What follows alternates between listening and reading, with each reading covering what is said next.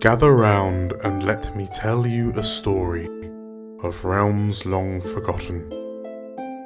There are tales of the Forest Kingdom, a place of honour and chivalry, known to some as the Land of the Purple Dragon, but known to all as Cormyr. Hi, I'm Tilda, and I'm playing Hiram, a half-orc paladin. Hi, my name's Carl. I'm playing Katya Donahue, a human bard. Hi, my name is Anton, and I play Balthazar, a Warforged Cloak of Azuth. Hi, my name is Al, and I'm playing Slate, a changeling druid. Hi, I'm Matt, and I'm playing Zumbo, who is a halfling rogue/warlock. And my name is Dan. I shall be the dungeon master on this adventure.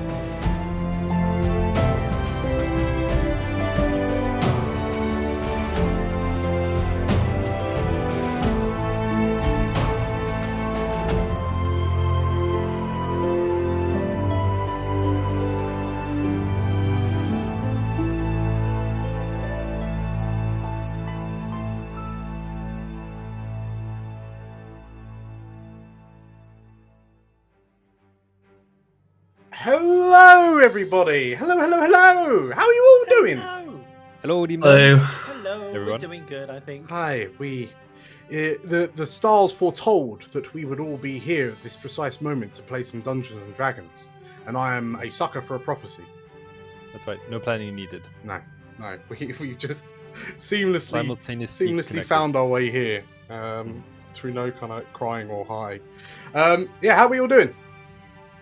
Good. Good, thanks. Good. Marvelous. Good. So Wordless. Very sad. Yeah. Are we reenacting Top Gun tonight then? quite possibly that's topical, isn't it? That dates us slightly. It is the late 80s. Yes, last time we left where we left the Warhounds, you had just successfully saved one of the quarters, one of the districts of Suzail, the western districts, and off the back of it had a very peculiar encounter and some very troubling news, which it would seem would require your relatively immediate response to. And then we had some damn fine negotiation as well. We did have some fine negotiation. It was all very lovely, wasn't it? And a whole day and a long rest. Yes, that as well. Oh, I remember that very vividly. Do you? Oh, that's a shame, because none of your character sheets say that. So, with that in mind, who's ready to jump into session 37? Yeah. Yeah. All right. Good. 1 minute. Okay, I'm ready. Okay, here we go. The valiant and bold find no rest. Thanks to the intervention of the Warhounds, the citizens of the western districts of Suzail, often overlooked by those with the power to protect them, have been saved. Thanks to a chance encounter and subsequent meetings with an old Githyanki Kithrak named Katya and Gandrahas the Mage Royal, a plan has been concocted to disrupt the machinations of Zinaleth, the hunter who hates. Currently hovering over the city of Suzail in her flagship, the Adler Shah, Katya has warned of Zinaleth's horrifying plan to prevent further Mind Flayer expansion. She intends on using the devastating elemental weapon designed by the vengeful Githzerai, Azarad, to utterly wipe out the city below and starve the Illithids of food. In the face of total annihilation, there is but one glimmer of hope, and they call themselves Warhounds Limited. We call ourselves Warhounds Unlimited because there's nothing that we can't do. True. So, we find the Warhounds in or outside the War Wizards College? Depends on how Is it a sunny day or is it not a sunny day? It is a very orange day. it's cloudy with a chance of dragon. Yes. Yes, yeah, very, very, very orange day. The sky, but the sky overhead you can see is gloriously blue, but it is closer towards the horizon is tinged with a kind of a deep reddish orange that mixes with the smell of crackling firewood that kind of brushes against your nose, scratches against your nostrils, and you click. And overhead, shadows are cast by the myriad of Githyanki ships that kind of orbit around the large double-hulled vessel of the hull of what you now know to be called the Adler Shah, the flagship of Zillaleth, the hunter who hates. As you kind of find yourselves kind of looking around, you can see that the war wizards in the college behind you are kind of around the college are busying themselves making kind of preparations. I believe you've discussed with Gandrahast, the Mage Royal, your plans. There is a plan to Plans. Sure. Magnus kind of studies the skies, and sort of like between you can see that there are the silhouettes of dragons kind of hovering and kind of gliding around some of the ships above. And he turns to you and, no, I've not fought many dragons, but you might need a little bit more oomph if you're heading up there, he says. I think Aaron's probably back at the Six Candles. If we rendezvous there, we can have a word with him, and then we'll have some time to sort out some more provisions, get a few more tricks under our belt. Right. Okay. Let's go. Chop. Go. Okay. So, Wait. yes. Don't the war wizards have anything to give us? Like, I don't know, magic luck or something.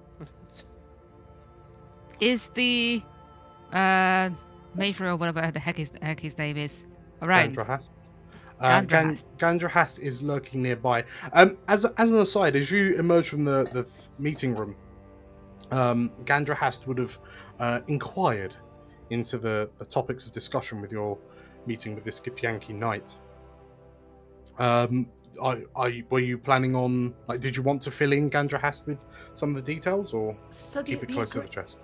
The agreement is, if we get rid of the thingy, you have to give them the Temple of the War Wizards, the College of War Wizards. Non-negotiable. It's the only thing they'll do to get the Githyanki out of the skies. Yeah, they want your staff as well. That as well. And oddly, your robes, for some reason, they really need your robes as well. But they All use Like them all now. your robes. All They want them now. Absolutely. And you can't get any new robes. The Mage Royal rolls his eyes and looks to the adult in the group, Hiram. Hiram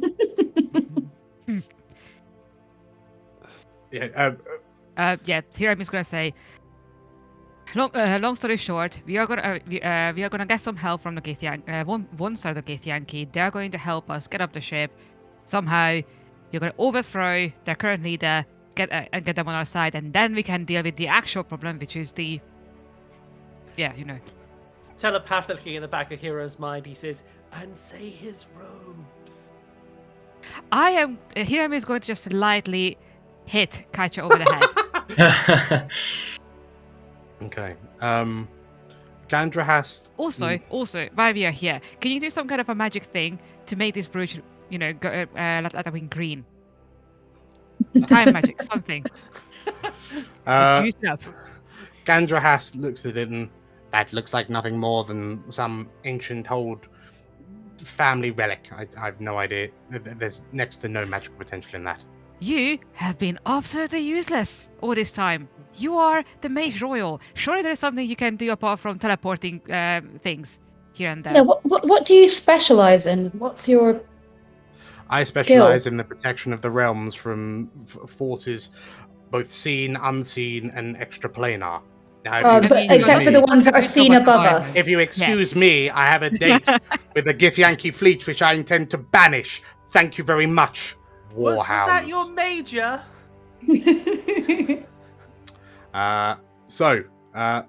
Thoroughly I think he unimpressed. likes us. Thoroughly unimpressed, he leaves without providing you any further aid. He's a mage royal pain in the butt. So yes, Gandra has kind of leaves a number of as he goes, you see him kind of barking out orders to some of the Magnus recognizes as some of the higher level, like more powerful wizards. Agnes, have you thought about maybe running for Mage Royal? I feel like it would be better. Magnus looks around and no, far too much effort. Are you sure? Because we have many. Apparently now we are in the habit of getting rid of leaders from where they are. Magnus ponders it and no, it's bad company, just anyway. All I'm saying is say the word and a scandal could be afoot. Magnus considers your proposition and then shakes his head. Shall we be off then? Mm-hmm. Yeah, let's go. Okay.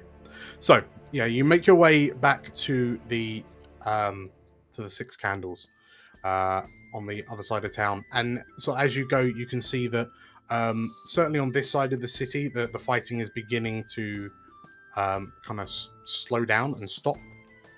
It seems to be becoming more under control. You see that on the eastern side of the city, like whilst the city is burning, and that is very clear to see from the pillars of smoke which rise up from the rooftops, from the skyline. It seems that the Githyanki attack is largely beginning to kind of peter out over there as well, and it appears that the Astral Pirates are kind of heading back to their ships to regroup or begin counting their looted winnings. But yes, you make it back to the Six Candles. You can see a number of now it's a lot safer. A number of civilians are out in the streets, kind of tidying things away, helping those in need, kind of shifting rubble, and there seems to be this kind of largely kind of group communal feeling that kind of radiates through the area. The Six Candles itself has gotten away relatively lightly, although there is a rather impressive scorch mark along the front, and the windows have cracked under the heat. But as you open the doors, you can see the red-headed barmaid Rosalina behind the bar, almost as if her day hasn't been affected in the slightest. "Hello," she says. All right there. So you all begin to filter in, and if you're welcome to kind of take seats around the bar. Rosalina kind of looks to you and here, are those dragons gone now? Well, they're not. Sort of.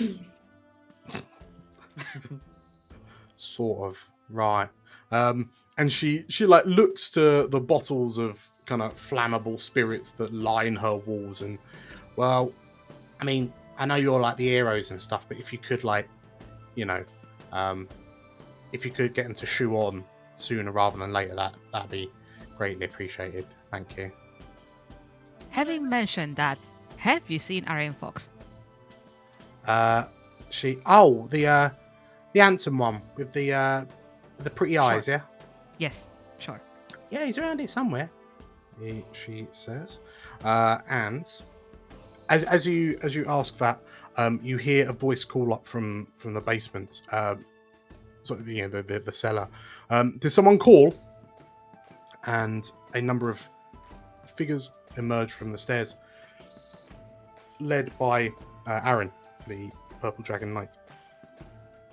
And from where you're, like, as you kind of gather around this table, you can see through a doorway into the adjacent room, and sat around sat around another table, a table in the next room over, is a group of 6 adventurers who you collectively know to be the Warhounds, the War Dogs. Oh, no, even you are making that mistake. Them again. Yes. Soon never take over. Aaron looks to you and what's up? He says, and you can see he looks quite kind of battered and bruised from your previous fight. Did you have much luck up at the War Wizards College?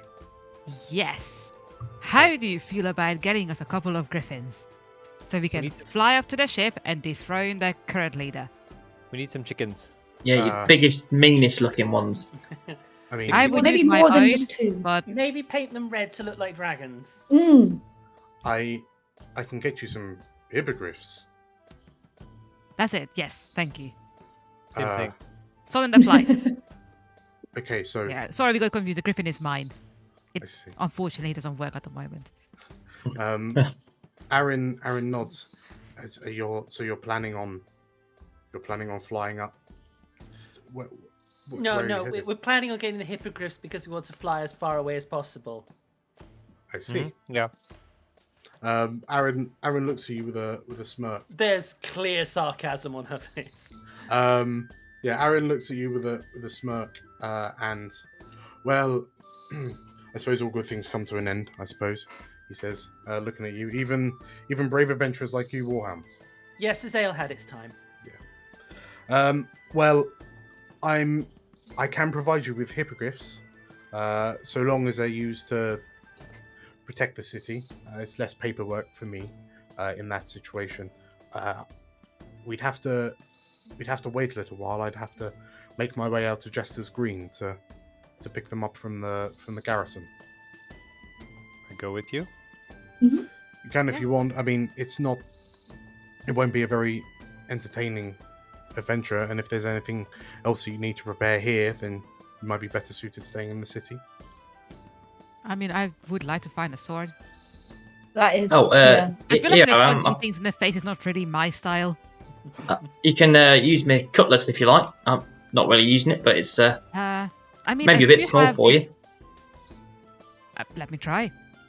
Yeah, Zumbo will just pull his spare cutlass out and chuck it over to Hiram. Hiram, as your halfling companion throws over a cutlass, it dawns on you that whilst this thing has been on Zumbo's belt since the day you've met him, it does not appear to have been unsheathed once. Yeah, it's sort of heavily notched. It's clearly is like more of a show weapon, like a ceremonial. I'm a pirate. I need to have a cutlass kind of deal. Has Zumbo been looking after it? Because we have been like underwater, in water, etc. I think this is the first time he's taken it out of its sheath since you met him. Can I actually unsheath at all? Is there some rusting going on? There's some distinct seawater rusting, like sea air rusting. It takes a couple of to finally kind of unlodge the blade, and it makes like a real high-pitched screech as you unsheath it, and everyone kind of shudders. I get the same problem every time I get in seawater. Same issues. Gotta put some oil on it. Oh, it's not Argentus, but that is a fine blade, Hiram. Magnus? Yeah, well, Magnus turns to you, yes? I mean, I can only assume you're doing this for like the laughter here, but you did say you were going to sort something out. Yes. Yeah, I've got a couple ideas. It might require me to, be a bit clandestine, which given everything that's happened, I find myself becoming more and more proficient in secrecy. You understand? So, if there's nothing else you need of me, then I could. Yeah, go deal with your spy network. Okay, marvelous. Yeah. It's a very good spy network. And Wait, how do you plan to get the hippogriff back to us without, the dragons noticing that are circling around this entire city? Aaron, so Helenus actually steps forward, and we've been watching the the Githyanki forces, and they seem to be primarily concerned with what's happening within the city walls. Although they're up there, they don't seem to be paying much attention to people traveling around the outside of the walls. I guess it's more efficient in terms of looting and raiding to be attacking targets within the city. So, when it comes to the hippogriffs being arranged, should you contact us to let us know so we can come and get the hippogriffs, or? Aaron thinks about it, and whilst it might be a little bit difficult to get them back in the city, I've got a few tricks. And these hippogriffs are all trained, so as long as I'm leading them, we can keep relatively low to the ground and hopefully away from any kind of roaming Githyanki eyes. All right then. So as Aaron turns to leave, the two men stop. Magnus double checks. Is there anything that you want me to do before I go off? Call your parents. I'm a bit busy, Katya. Magnus, could you find us a scroll of Featherfall? Just in case. He smiles and this is what I have a clandestine spy network for. Yeah. And I know it may be a sore subject for a lot of people still, but maybe some alchemist fires for each of us.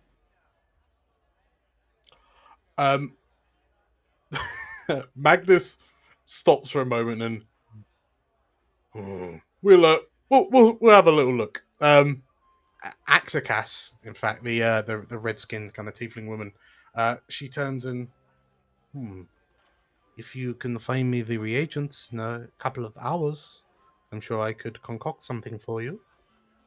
Oh, what do we need? An alchemist and some fire. Yes. You set an alchemist on fire and just push their ashes into a vial. So Akxikas looks to you and she she takes out some parchment and a pen. She begins writing down some ingredients. These, if you can get me these, I'm sure that I can combine them with some of the spirits donated to us by the lovely Rosalina, and we can have some improvised alchemist fire. It might not burn as long as the real stuff, but in a pinch, it will burn. Slate will definitely grab that. Probably snatch it without meaning to. Sure. That's kind of something that Slate knows. Sure. About. Okay. So yeah, there's a list of kind of alchemical ingredients on it. Luckily, none of them are kind of exotic, but if anyone wishes to kind of peruse a local, you might have to go into a different part of town, but anyone that wants to go look for these agents in shops or bazaars around the city, you'll be able to find them without any real problem. Okay, so who would like to go alchemist fire shopping? Slate. That's one thing they know. Definitely a job for Slate. Okay, cool. In which case, so Magnus and Aaron have now left the tavern. Slate, you are ready to find some explosives. So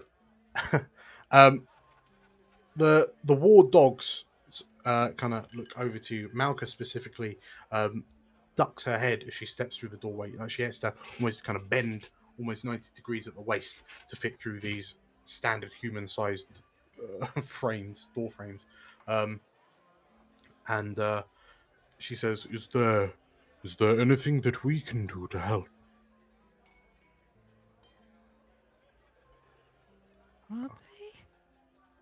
Not sure. Depends how many griffins Pretty Boy brings back, I suppose. Welcome to come with us.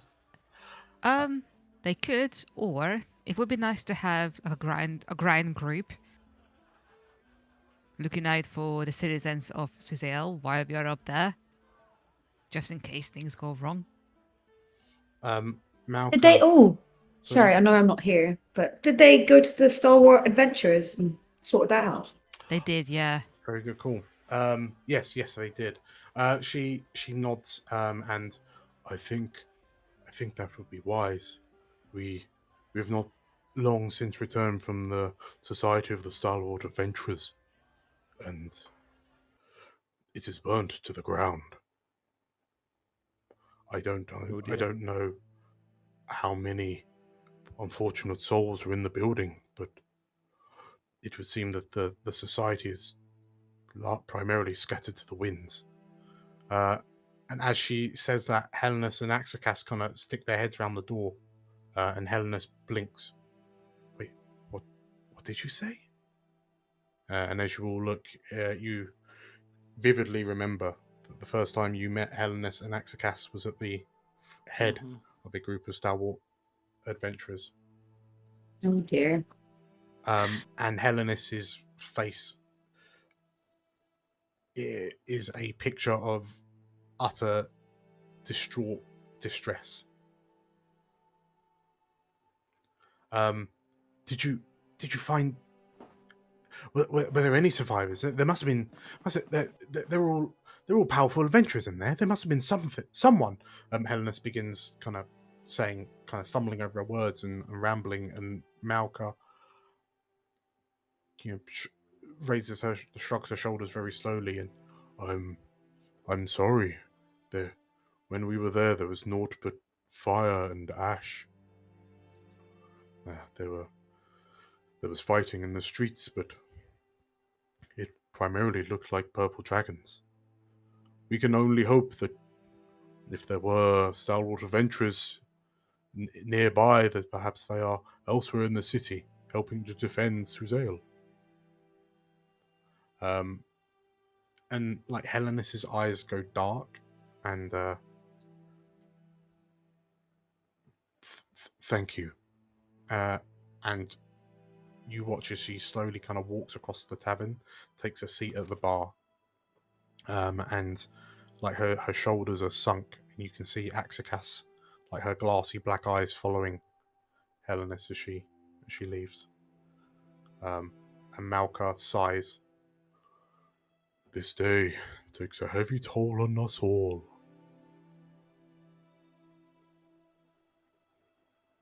I guess we wait. Do we get a short rest in then?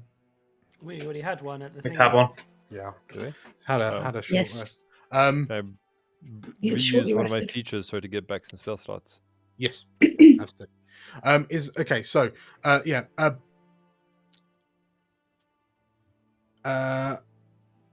Tabula wafts out of the side room.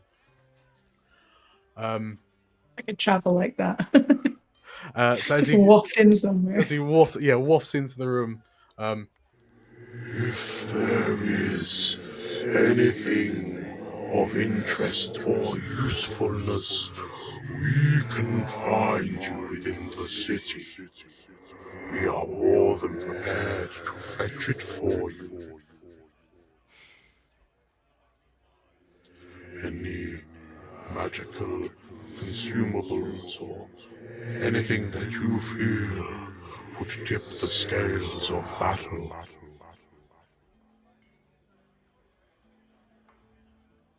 Well, I don't know if there's a library somewhere that might have a section on the Githyanki, but if you can get like a blueprint on those ships, I appreciate that ship might not look like all other Githyanki ships, but I know a thing or two about ships, and if I can see some blueprints, I might be able to steer it when we get on there. We'll work out how to. It'd just be handy to know how it all works, or at least have a rough idea. Sure. This kind of disembodied shape, this disembodied robe shape, kind of nods. We can head to the Temple of Cormyr on the other side of the city. We will find the information there, I suspect. Someone's probably backing away from it, slightly unnerved, but yeah. Thanks. Because as Tabula speaks to you, you notice that this figure is just kind of floating ever so slightly closer to you with every passing moment, like really kind of invading your personal space. It's probably like skirting around the table, trying to keep the table between him and. Another voice comes out and when we were coming back from the Stalwart Societies, Bodger says as he steps in, we noticed that there was this like magic emporium type shop. Didn't look like there was much on the shelves, and a lot of it looked like a load of took. But I noticed that it seemed to have been all the shops around it have been ransacked, but this place still had a few things in it. I think it was, I can't remember that, Waldo Sons, I think it was called. If it's some sort Been a while. if it's some sort of exotic emporium, there might be some useful stuff in there that might be of useful to you. Yeah, let's go there. Sure, we can requisition some stuff. Bodger looks around. Well, if McFloaty over is into the library, some of us can always detour off to go have a look in the emporium for you. I'll go. Yeah? Yeah. All right, then. Come on, big guy, he says. I'll show you. Hold you? Should I pick you up? No, get off. He slaps your hand away. And as you... I don't mind. It's okay. Listen, put you on the shoulder. Get off. So the Warhounds, as Bodger and Balthazar go to leave, you just hear you hear Bodger's voice as it trails away. So, tell me, how long have you known Daisy? Oh, I met her yesterday. Why? Son of a... Okay, so Balthazar and Slate have left. The Warhounds, sorry, the War Dogs are just kind of floating around. And there's the sounds of wet slaps on the ground. As this befeathered little creature approaches your table. Hello, says Jick, as she kind of pulls up a chair alongside you, Katya, and between Katya and Emily. And this little goblin kind of looks at you. You notice that at some point she's acquired a staff. What she probably presumes to be a staff, but it appears to be just some kind of burnt timber that she's clearly just picked up off the street. And she delicately plonks it, leans it against the table, and then she kind of sits there grinning at you, her eyes glowing this kind of bright yellow and pink as she kind of swings her feet, which don't quite reach the floor. Her bare feet, and she looks at you with a smile. And is this what you do every day? Pretty much. It is very exciting. Jig is not at all scared. Jig is brave girl. Yes, you are, Chick. Yes, you are. There's a look of uncertainty on her face when she says it, but when you affirm her, she kind of smiles and her eyebrows shoot up. Chick looks to you and will Warhounds save the day? You've heard the song, haven't you, Chick? Of course we will. What song? Oh dear, Chick. Gotta play it now. Well, maybe I'll play it for you later, because there's definitely some verses I'll need to add to it after this. But Chick want to hear song. Please play song for Chick. But after song, Katya has some things to do. Okay. As she instantly sort of jumps on the chair, 1 foot on the table. Yeah. Hiram, you notice as Katya jumps up on the table and Jick has just kind of gone through this emotional roller coaster. Sat next to you, your squire Emily is just looking at Jick with this utter contempt on her face, slowly shaking her head. What's wrong, Becky Doe? Emily turns to you, and she doesn't try to kind of be discreet with her voice, but How can someone so useless and pathetic be this powerful? Emily says,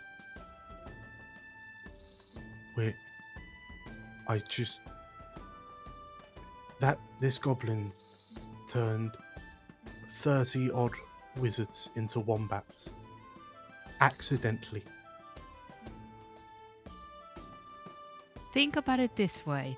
If she was not this powerful, would she be alive? Emily just kind of looks at the drink that she's got. Like she's found someone's drink. She's been sipping it while she haven't been looking. And she just shakes. I'm gonna just pluck it out of her hand. She kind of shakes her head and I maybe.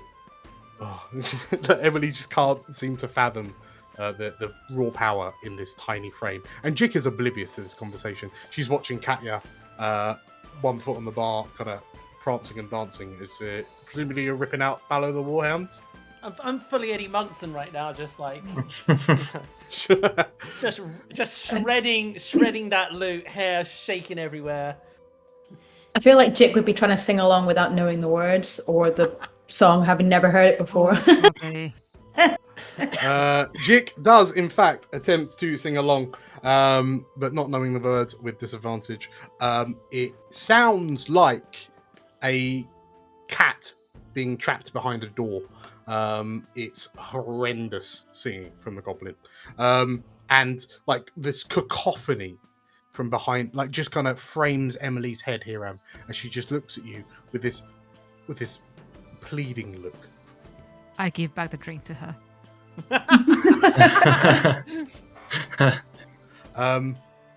Emily looks up to you and, what are you going to tell your grandfather? About...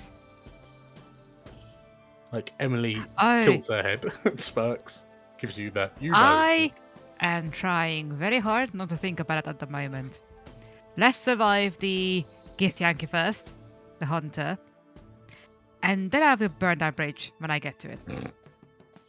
Emily nods and she thinks about it, and you've carried that sword for so long, and so many people recognize you because you carry an icon of House Silversword, and she points at the brooch that's got a little red light on it on your chest, but your history is so much more than Silversword. I mean, you're part Roaring Horn as well. And between the two of us, I really appreciated when my grandmother gave me this, and it's very helpful. And I loved Argentus. It's been very, very helpful. But something that nobody in my family seems to understand is that I left because I didn't want to be either of those things. I didn't want to be defined by my family name. Like, I don't want to be I want to be Hiram. I don't want to be Lord Silversword. I don't want to be Lord anything. If I achieve something in this life, I want it to be because of who I am, not because of what basically an accident put me into what house. Emily thinks, and then she kind of, it's a bit weird to see, but she nods approvingly. I think at first, I think your greatest achievement will be to let them all know who Hiram Kath Silversword is, off the back of your own merits. And who knows, there might be more stories that you, and she waggles a finger at you, have to tell. And then she stops, like she pulls her face and, I've spent too much time around bloody bards, she says. It's Oh, no, almost, that's almost appreciated. as almost she says that, Katya steps on the back of the chair and it tips back, and she manages to land on the floor, slide off, and carry on. In which case, yeah, as you do that, you hear this kind of raucous applause. Yes, oh yes, from the doorway as this half drow bard strolls in from the other room. Exquisite performance, marvelous! Shouts Midnight Raven. I'll take it. This drow just kind of watches you. So Zumbo, you turn and you see this kind of drow bard, and he kind of pulls the fringe away from his left eye, and there's this kind of dreamy look in his eyes as he watches Katya performing. And Zumbo just like gently push him back through the doorway and close the door. As you do, the silent, strong female dwarf, Mirren, you see her smirk as you close the door behind in kind of Midnight Raven's face. Okay. As Katya sort of finishes the song, she sort of like stops and thinks for a second, and she's like, "Oh," and she goes to Akxikas. Akxikas, you're you said you can make the alchemist fire, right? Yes. I don't know. I was reminded of a story about something else. How good are you identifying alchemy potions? She ponders. There are two ways to identify alchemy potions: either through alchemy kits or you just drink it. Are there any alchemy shops around here that may have taken some damage? Quite possibly. Were you thinking of doing some light shopping? Let's call it shopping for now, yes. Ah, good. Ever since my time on the pirate ship, I've just, changed person. Akxikas... Some single tear, just pride, just... Akxikas smiles, and... Life is too short for etiquette, she says. Come, Miss Donahue, let us go shopping, says the tiefling. And her hooves clack as she kind of leads you across the tavern. And as they're leaving, it's like, one thing I was thinking about is, I've definitely made Hiram move faster, but what happens if we make everyone move faster? And I imagine that's as the door closes. So yeah, as the door closes, well, so as you're saying this and you're leaving, those of you still in the tavern watch as Akxikas places like a gentle hand on the shoulder of Helenis at the bar, and just kind of lets her hand slide across her shoulder as they leave, as she leaves with you. Okay, so Hiram and Zumbo, you're the only Warhounds left in the Six Candles. Is there anything of kind of note that you'd like to prepare, or are you happy to wait for everyone to kind of come back and do their thing? Yeah. Actually, I think Hiram is going to get up, get 2 pints, put one down in front of Zumbo, and sit down next to him, and just. Yeah, clink glasses and. Here we go again then. Here we go again.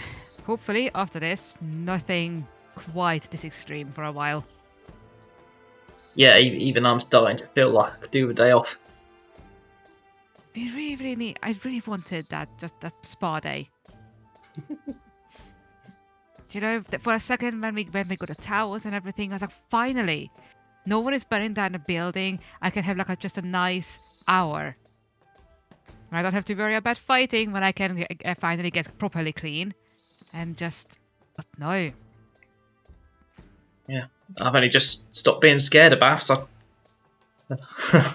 Yeah, I Wouldn't imagine. mind actually enjoying one. You know what?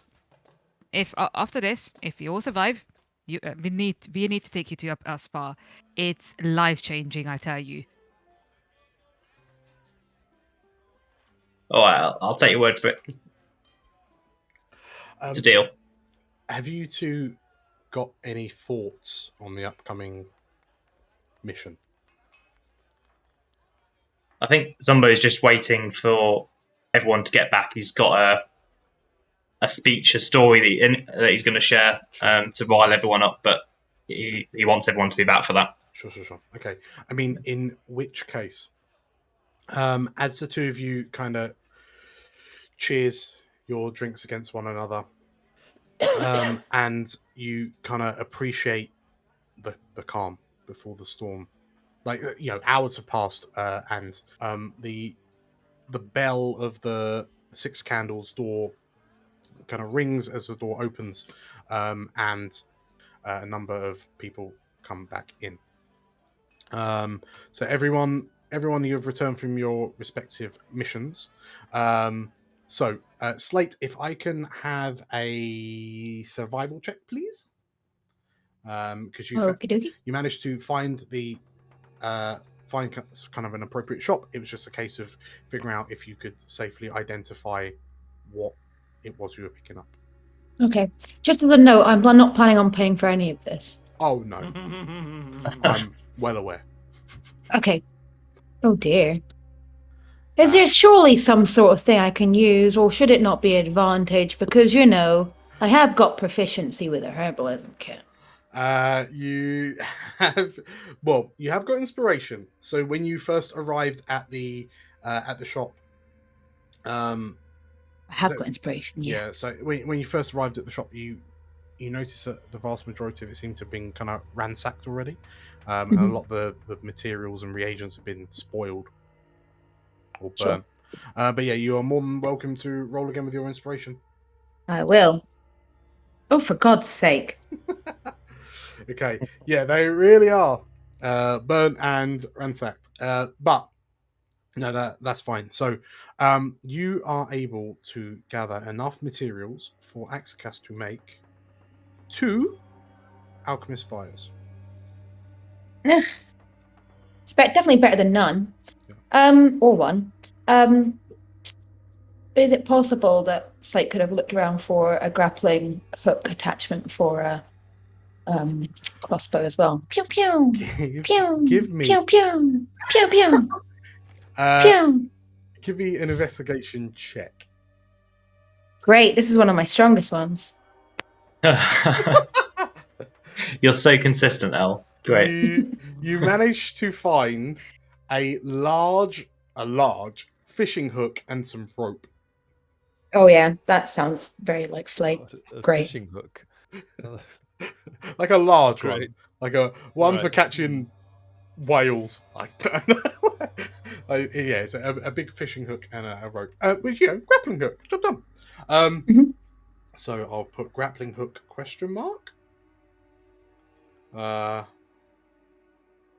Which is probably what it looks like as well, a giant question mark. Yes. Okay, so that is Slate. Balthazar, you went with Bodger to Waldo's. Okay. Sorry, yes. So you return with Bodger. So Bodger wasn't wrong. This Emporium, Waldo Sons and Sons, appeared to have been kind of largely looted. But if you give me an investigation check. I shall do 16. Okay. So you found potions of fire resistance. So you found 4. Yeah. So they were labeled 4 vials of emergency escape. You notice there appears to be a fuse coming off the top of them. Right. I mean, they will make you immediately disappear. So. Emergency escape. Okay. Fantastic. You also found an expanding rug.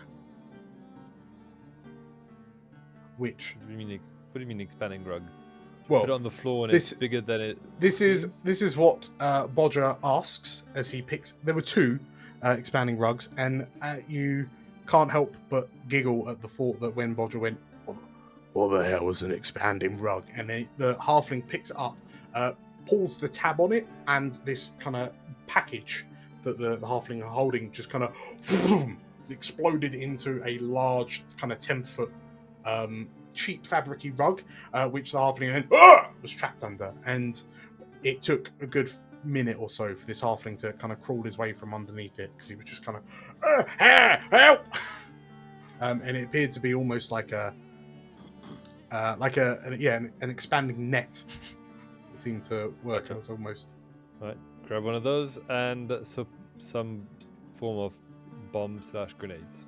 Last but not least, Katya and Akxikas, you go shopping. If I could have let's both of us do investigations. Way, double 18. Hey. Double 18. Okay.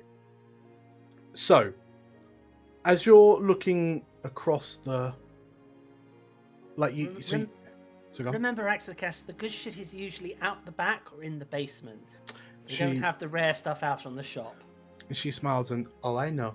And she steps past the charred corpse of the shopkeeper, and she kind of pulls her face as she steps past them. We will avenge you. I'm sorry. And yeah, Akxikas kind of walks up to the back door, and it seems to be locked. And she kind of looks around. Everything's kind of burnt out on the inside. It looks like this shop bore the brunt of a direct dragon breath attack. And she pulls out her spellbook, flicks through a couple of pages, and she begins incanting some words of power. And then there's a dong noise, and the door unlocks and swings open to the back rooms. Please say it swings open, and as it opens, it then just goes. Yes. It falls over. Yes. Yeah. You you see kind of magic glyphs disappear on the side of this door, and then as it swings open, it then comes off its hinges.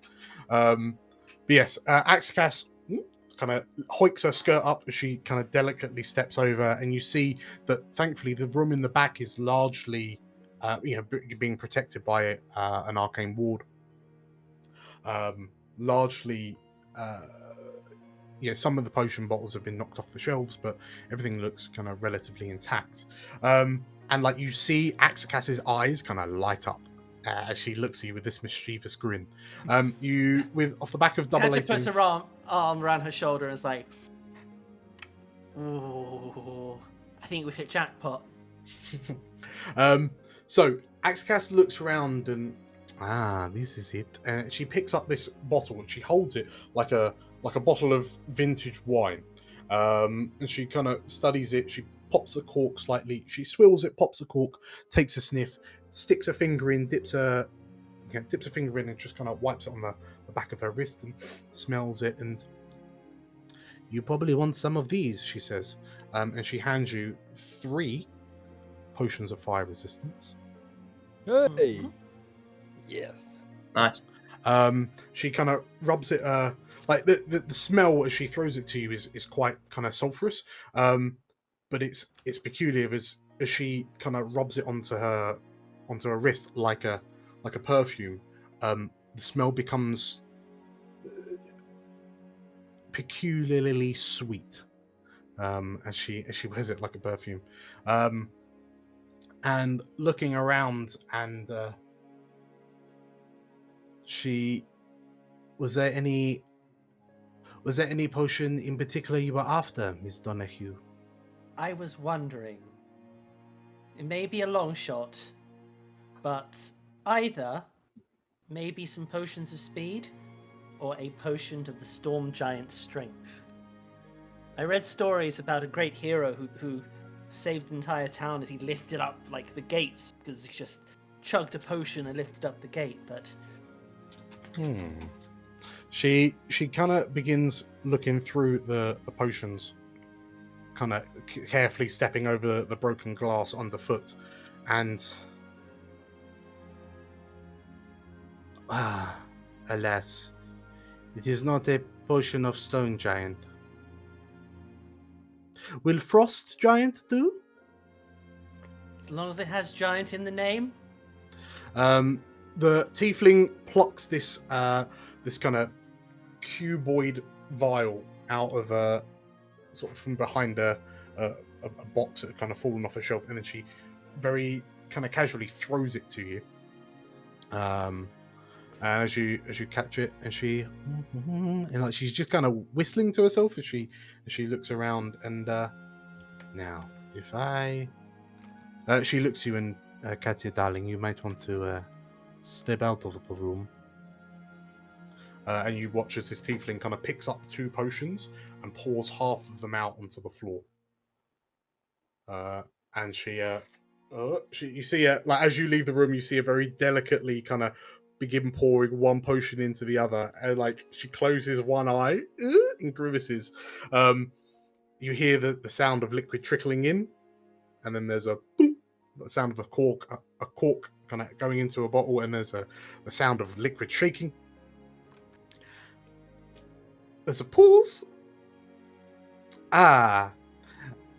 Works every time, she says. And as she hands you this 5th potion bottle, you notice that the liquid inside does not appear to be made up of the colours of the 2 potions that went into it.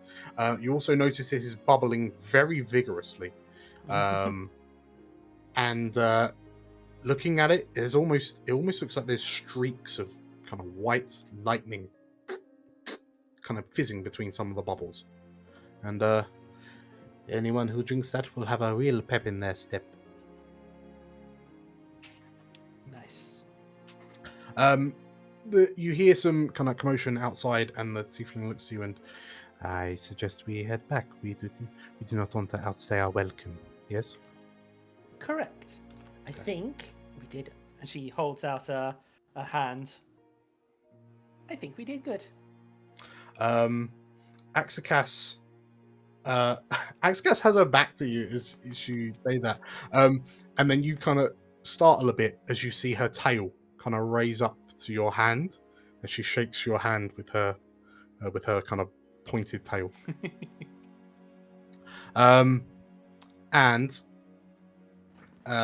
Yes, correct. So 3 potions of fire resistance, a potion of frost giant strength, and a potion of speed. A potion of wee. So go juice. Yes, you head back as well. And as you find yourselves all back in the 6 candles as Aaron hasn't returned, and you've spent the vast majority of the day, and you can see the sun beginning to dip towards the horizon.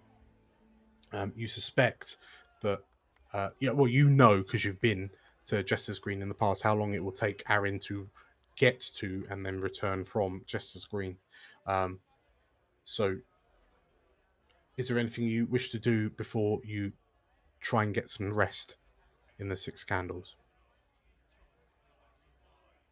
I think Zumbo and Hiram have just been like drinking for a couple of hours, haven't they? Yeah. So Zumbo's probably been trying to keep up with someone twice his size, so he's probably like head down on the table by the time everyone gets back. But startled awake and bangs his flagon on the table to get everyone's attention, and then kind of unsteadily lifts himself up onto the chair. Before you do, if the 2 of you have been drinking, can I ask for a Constitution save from the 2 of you, please? Yeah. Because you've spent some time bonding. Plus, being in Kieran's presence, it means you get a +3 on your. Yes, that's true. Yeah. That's true. You're the guy to drink around. Yeah. Said. That's unnatural. What? I am keeping that. I don't care if I keep the happy inspiration or not. I am keeping that. Okay. That's just hilarious. So. Oh god. Right. So. You say you're trying to keep up with the half-orc twice your size, but actually, Zumbo, off the back of your... Hiram doesn't normally drink. Yeah, right. Zumbo, something you realise very quickly, and presumably you exploit for juicy goss. But off the back of your bonding, before you get a chance to stand up and talk, Zumbo, as you pass your Constitution save, you remember the stories and tales shared between you. So you receive you may receive the benefits of a bless on your next roll. Oh. You'll get the benefits of some blesses. And Hiram, you're so sozzled that you will receive a ever so slight damage reduction in the upcoming conflict. Oh, You've damaged your nerve endings. Yeah. Wow. Okay, so everyone, you return. You find Hiram just kind of looking a bit bleary-eyed, like leaning back in his seat, kind of tilted against a nearby pillar. Ms. Zumbo, as everyone kind of gathers around and takes a seat, you can take the stage. How many beers have you had? Yes. Shush. Balthazar, shush. Right. And he'll bang his thing on the table again. Yeah. I mean, who cares? You need the alcohol because I'm going to apparently headbutt my way through all situations now, so I don't want to feel that. Yeah, man. Quieten down, right? What are you doing, Zumbo? No. Now, Warhounds, I know we don't know what we're expecting up there, and I know it's scary. Matter of fact, it reminds me of this time that we raided the ghost ship, and the crew was so petrified they refused to swing across. Well, I had to blindfold them all, of course, so that they wouldn't see the ghost. That's not the point I'm making. I don't think we should go up there blindfolded, but what it taught me was that you got to focus not on what scares you, but on the people you're with, the people you depend on, and that's, he's swaying as he says this. That's what we got to do too. So I just want you all to know I'm relying on each of you up there, and I trust you all. Let's go earn ourselves another song, eh? Warhounds. Warhounds. Clap, clap, Warhounds. clap, clap, clap. Warhounds. We love you too, Zumbo. Hounds. Okay. Very Hounds. nice. Come on. Join the chant. As Zumbo finishes his speech, and Katya, you try to start a Warhounds, and like everyone's like, yay, like looking at Zumbo. From the next room, you hear Warhounds. Warhounds. And as you turn to look, you see the war dogs beginning to bang their fists on the table and chant it. You hear Warhounds, Warhounds, Warhounds. We chant war dogs back. War dogs, war dogs, war dogs. As you all kind of, as you psych yourselves up and you start chanting one another's team names. Nice. I just start shouting Slate, Slate, Slate, Slate, Slate, Slate. You take this the chanting becomes this kind of raucous song as you feel your kind of spirits uplifted, partly because of Zumbo's speech. And as you all kind of grab your drinks and you smash them together over the table, you may all take the benefits of a long rest. Boring. Oh. Boring, Dan. It is not. What? It is not a new day, however. No. Oh, for God's sake. And we will take a 10-minute break. Okay. Cool. See you all soon. I want new spells. Cool. Cool. See you in a bit. See ya. In a bit. Hey, Katya, I have a song for you. I think you can add it to Battle of the Warhounds. Want to hear it? You wrote a song, Balthazar? That's amazing. Let's sing it. I'll count you in. A 1, a 2, a 1, Monsters 2. Abound! Oh, you started. Warhounds! Go for a dive! Like and subscribe! Lost and found? Warhounds! Nowhere to hide? Like and subscribe! Oh, well, that doesn't really follow the ABC. Second verse! No one around? Warhounds! Pay a bribe? Like and okay. subscribe! What are we I called? should go. Warhounds! I Kill a gotta goblin tribe? go. Like and subscribe!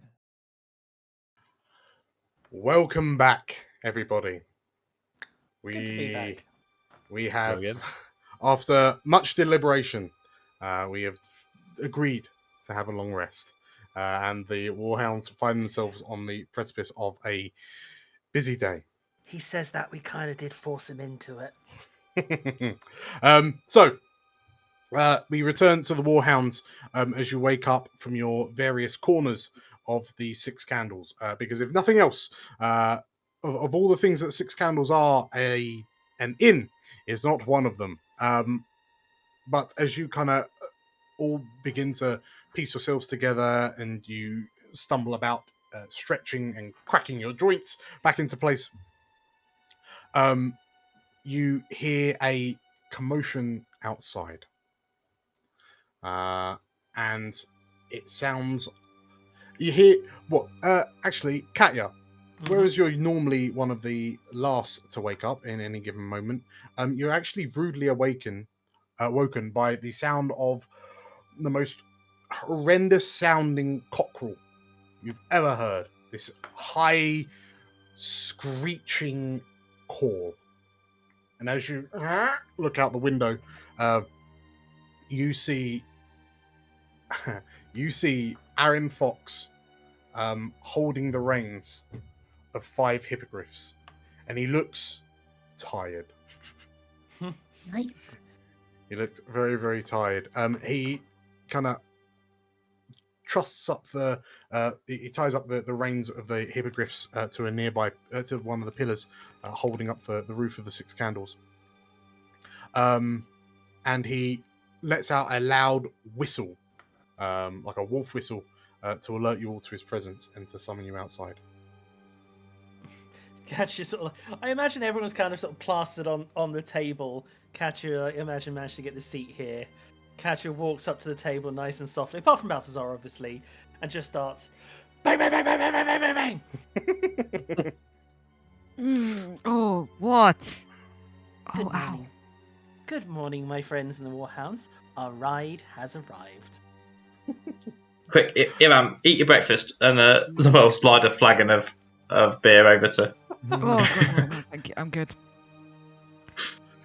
So, Oh, I really want something greasy. as you all gonna stand up, Hiram, you have to kind of reattach your shoulder plate because for some reason that came off at some point in the evening.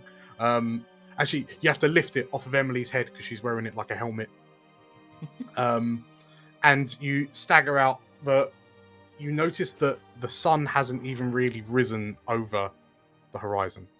The sky overhead is it's that beautiful dawn twilight period of time.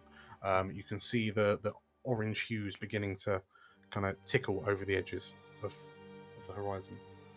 But as you step out of the tavern, so sure enough, you see Aaron stood with his arms crossed, and there's this smirk on his face. Stood next to him is Raedra Oberskir. Oh, God. And she peers at you inquisitively as you all kind of stumble out of the Six Candles. I see you had a good night. Hiram shakes his head. The Raedra, Raedra kind of carries on and says, "I've been speaking with Captain Fox here, and he's informed me of your plans to assault the flagship, the Adler Shah. Yeah. These hippogriffs are for the 5 of you," she says, kind of looking at the 5 Warhounds primarily. Given how important it is that we get you onto the deck of that ship, and she looks up at the ship hovering over the palace.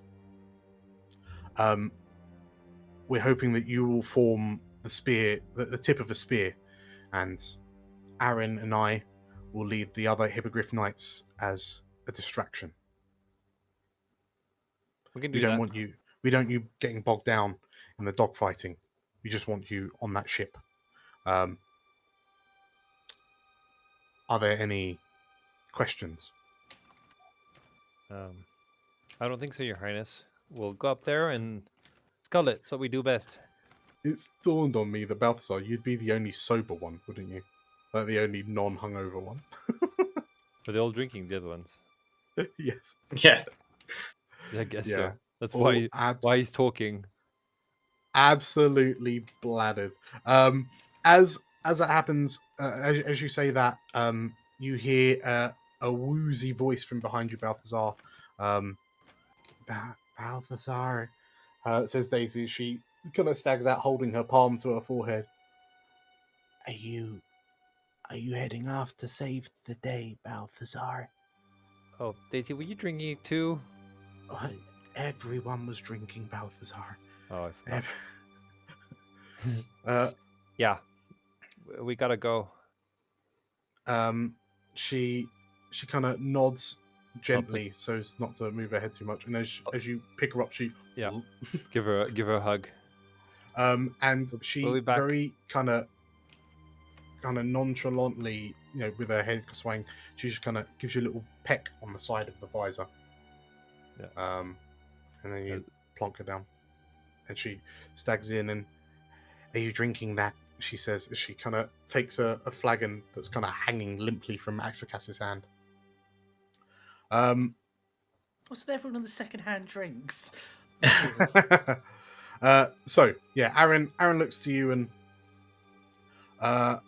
so next to Aaron as well, I should mention, is Magnus.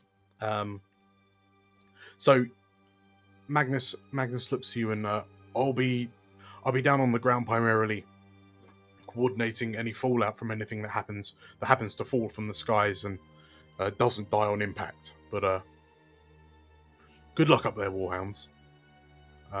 He says. Raedra nods. Aaron nods.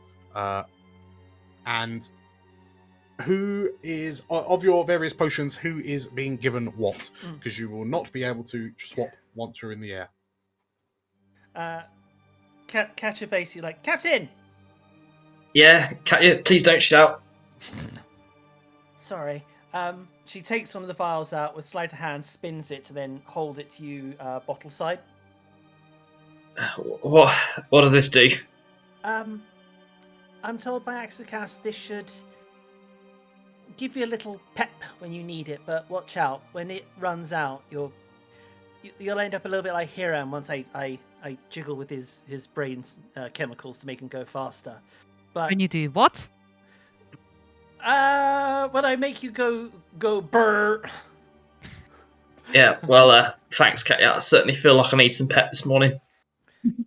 Use it when you need it, because when you get going, you'll be like Hiram when he becomes like the owlbear on heat. What? Hang on, Katya. I'm not that old. what are you giving me? It'll just look. It just tires you out when it's done. Okay, just be careful. Use it wisely. All right. Where's Tabula anyway? She got my blueprints that I asked for. And he's looking around for the creepy shadow.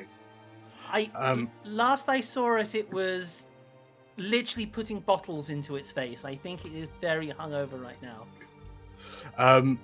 So, Zumbo, if you peer back inside the 6 candles, you see that on the on the tables, drink sodden, are a number of kind of sketches of these astral ships, and looking at them, like what you can make out as the inks kind of run is that the vast majority of the ships are small, like smaller than sloop size.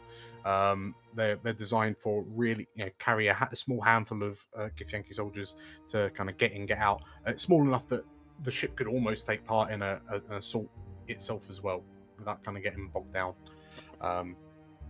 But yeah, it seems that unlike the ships of the sea that you're used to, these ones would be, they're almost like attack ships.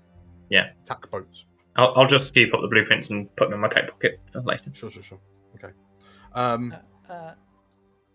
Katya hands the square potion to Hiram, which seems to have like a toenail floating in it. I'm told that's the toenail of a frost giant, and that's what makes the potion work. You do need to drink the whole thing. but you will have the strength of a frost giant. Thanks. I hate it. Strength of a frost giant, Hiram. It's a toenail, Katya. But strength of a frost. Do you have giant. any idea how close I am to throwing up on you as it is? You want me to drink toenail water? Why is everyone so ungrateful? I bring everyone magic potions and I get like. I am very grateful, but I'm also just not. Oh, it's just never mind. I feel like I'm forgetting something, by the way. She spins a bottle of fire resistant to Slate. I know you can turn into a fire elemental anyway, but this might help. Especially if the dragon tries to breathe on us. And spins the other one. She looks at Balthazar. You can resist fire with magic, can't you? No. She hands one to Balthazar. Can you drink? He can imbibe. He can oil himself up. Yeah, I just lather it up. I've got protection from energy actually, so that can go to Hiram, the potion. Or you can come back to me. I didn't have any potions. Yeah, Katya needs it. Okay, so Balthazar gives the potion back to Katya. And then she spins the final one, holds out to Emily. Emily looks a bit confused. So if a dragon breathe on you, you not disintegrate. She raises an eyebrow, looks. You watch her eyes as they follow. You follow her eyes as she looks to each of the 5 of you in turn, and then she turns her head to the 5 hippogriffs. Remain with us. Well, I assumed you'd be holding on to Hiram's back. Yeah, Emily. She kind of pulls her face as she takes the fire resistance potion. She takes a potion, but she's making a face at the idea of having to hug Hiram for that kind of a prolonged period of time. But then In that time, in that time as well, I think Slate would go up and go, and I got you this to somehow put on your cross. It will work. Yeah, just the grappling hook. Okay. Yeah. Cool. So you've all got those in your respective inventories. So Emily has a impromptu crossbow bolt grappling hook. Emily looks up to you. Emily looks up to you, Hiram, as she's holding this potion, and then she. What about your brooch? She says. Is it still red? Daniel. I don't know, Hiram. Did you want to try and find out? I mean, did it light up in a different color? You tell me. I mean, it depends. Are you gonna? I mean, it's another day, so I think he's telling you to try it. No, I don't want to. But no, actually, he's going to might as well try, and then just Sailor Moon transformation sequence. Describe it to me, Hilda. What the Sailor Moon transformation sequence? Describe to me what happens when you activate the magic held within the brooch. I'm not going to lie. All I imagined is just like the Pokeball thing. Light comes out, turns in, the light turns into. I choose you. Okay, that's fine. In which case, you all watch Hiram as you clutch the pendant and close your eyes. Light creeps from between the cracks in your fingers, the gaps in your fingers, and from this kind of column of light appears nearby, and a white, like a glowing silhouette begins to materialize from the light. And as you all turn to look, as the column of light disappears, it is replaced with a pure white plumed griffin with glowing kind of sky blue eyes. By the way, anyone can come up with a really good magical girl transformation. How Hiram gets Battleshrag out from the brooch. I am open to ideas. Yeah, leave it in the comments below. It squeezes out from like a tiny little hole from the brooch. Anyone who can come up with a better idea than Anton is all welcome. I think it just squeezes it out. So, as you all kind of gather, and Hiram, you take a look at Balthazar for the second time. Emily kind of watches and then turns her head to the fifth hippogriff, and this this evil, mischievous laugh kind of sneaks out from between her lips. Arin looks to you all and, well, if you're going to ride that, then is everyone else ready? Yeah, can a hippogriff take my weight, by the way? I got you a big one. Okay, the biggest, please. Katya steps up to Magnus. She's like, Magnus. Yes. So we all managed to get things. Aren't you forgetting something? Oh, yes. And slides back. Fuck! I forgot my sword, didn't I? Whispering, "Good boy." He he approaches you and this belongs to you, he says, as he hands you your original greatsword. You seem quite proficient with it when I first met you, so perhaps you still remember how to swing this thing. Yeah, it's better than headbutting things, especially now. Holy shit. Especially now. You get my scroll? Did you call your parents? Did you call your parents? Did you brush your teeth? Magnus, as you ask him, Magnus looks at you and, well, yes, I did. And he hands you this scroll. You cast it just like any other spell that you know how to cast. Okay, it's a special scroll. Yeah, well, you know how to cast Featherfall, right? No. Wow. Do I need to? I had to... The things I had to do to get this scroll. You know what? Keep it. And wait, how about if you see us falling, can you catch us with the scroll? Magnus, Big as the scroll. Magnus begins twitching and he takes the scroll off you and just needs to stand under the Githyanki ship for the next 8 hours, waiting for us to fall out of it. He just waits sees Balthazar falling. Oh no, Balthazar falling. Let me cast that spell. Where did I leave it? I don't know. Do I care?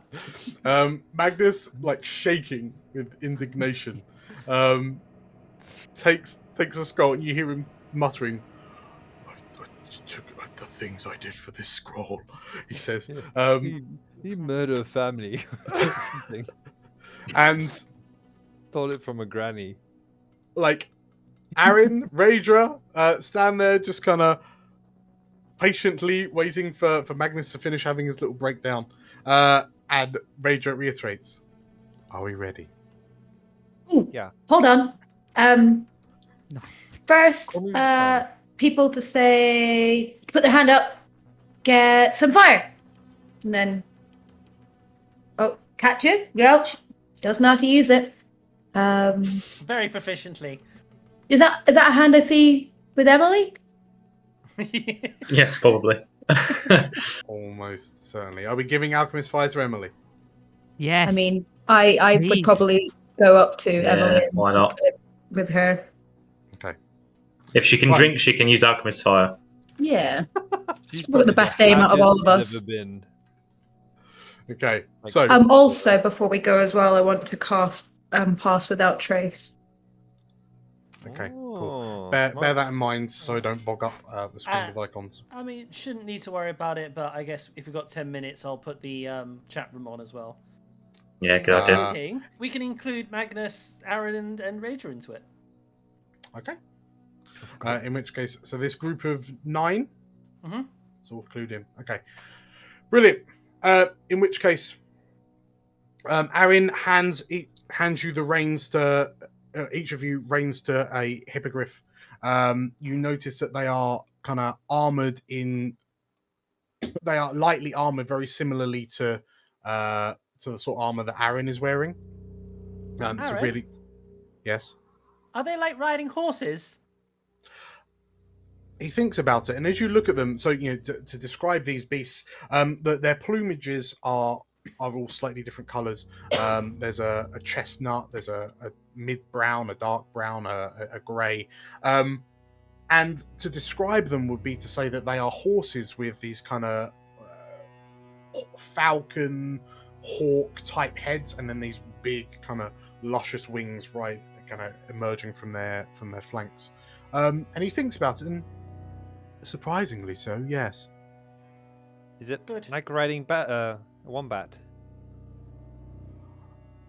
I couldn't say, actually.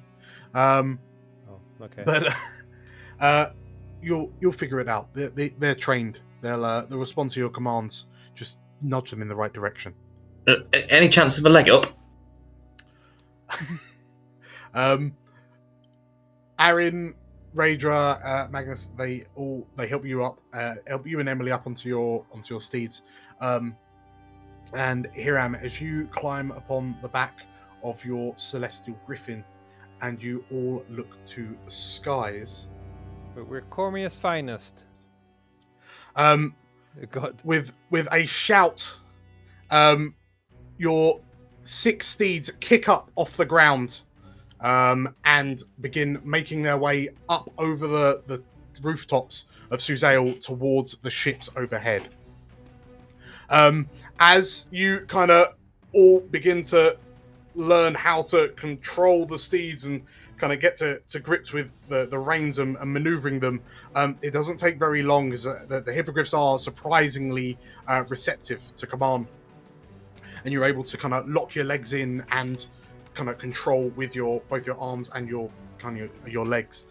As you look to each other and as you rise up into the sky, you can see Aaron and Raedra climb onto the back of hippogriffs down below, and as you kind of get more clearance, you can see that the streets of the western districts are filled with hippogriffs and knights, and as you reach about 100 feet in the air, there is a loud flap from below as entire companies of hippogriff knights rise up off the ground behind you. As you climb higher and higher, it seems that the Githyanki forces are somewhat slow to react. And who do we expect? Which of you have fear of heights? I mean, I have a goddamn griffin. I don't think I have any. Maybe Sure. Balthazar. Balthazar I'm sure we- doesn't like heights. I'm sure we probably all do after the incident on the ship Sure. with the Nautilid. Yeah. Okay. Well, in that case, you're going Slate. I was gonna say, I feel like there's no worry about the heights. It's more just the worry of dying that's Yeah, that's more fair. prevalent. Well, to temper that fear, as the 6 of you make it to approximately 300 feet in the air, and you can see the city of Suzail you can see from side to side of Suzail from this height. You can hear a number of horns and alarms ring through the Githyanki fleet overhead, which appears to be about another 300 feet above you. You watch as you can clearly see that hatches on the flanks of the hull of the Adler Shah open up, and red dragons begin pouring out as some of the Githyanki ships begin kind of maneuvering round and kind of swimming through the sailing through the skies towards you. And as that happens, you see above you a row of dragons begin to descend down with alarming speed towards your positions. Uh-oh. As they begin swooping and weaving amongst each other, you can see the dragons kind of like little tufts of flame emerging from the corners of their maws as they look at you hungrily, supported by a number of Githyanki vessels that follow in behind them.